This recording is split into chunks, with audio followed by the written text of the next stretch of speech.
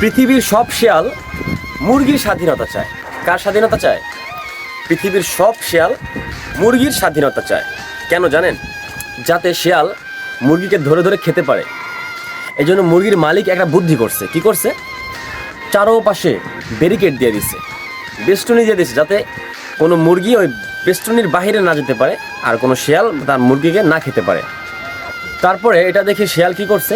শেয়াল বাইরের থেকে বলতেছে, বেষ্টনীর বাইরে থেকে বলতেছে যে আহারে, তোমাদেরকে এইভাবে আটকে রাখছে, এই দেখো আমরা কত সুন্দর বাইরে ঘোরাফেরা করতেছি, কত আনন্দ আমাদের, তোমাদেরকে এইভাবে আটকে রাখছে। শেয়ালের এই কথা শুনে কিছু বলদ মুরগি ওই বেষ্টনীর ভিতরে বসে আন্দোলন করতেছে।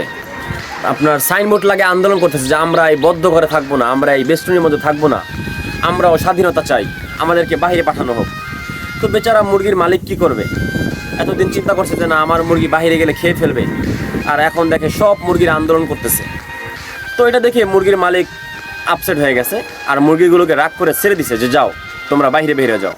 যেই মুরগির মালিক ছেড়ে দিছে, আর এতদিন শেয়াল তো বাইরে অপেক্ষায় ছিল যে কখন মুরগি ছাড়া পাবে, অমনি ধরে ধরে সব মুরগিগুলোকে খেয়ে ফেলছে। তো বোনেরা আমার, সাবধান, আমরা যাতে ওই বোকা মুরগির মতো না হই। একদল থাকবেই আমাদের স্বাধীনতা চায়, আমাদের স্বাধীনতা চায় বলবে, বাট আমরা নিজেদেরকে ওই মুরগির মতো যাতে না বিলে দেই, শেয়ালের খাবার না বানাই।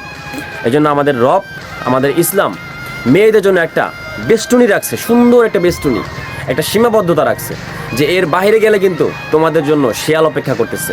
যারা বুঝমান মেয়ে আছো এরা বুঝা নিবা, আর বোকা মুরগিদের কাজই শুধু স্বাধীনতা চায়, স্বাধীনতা চায় বলে।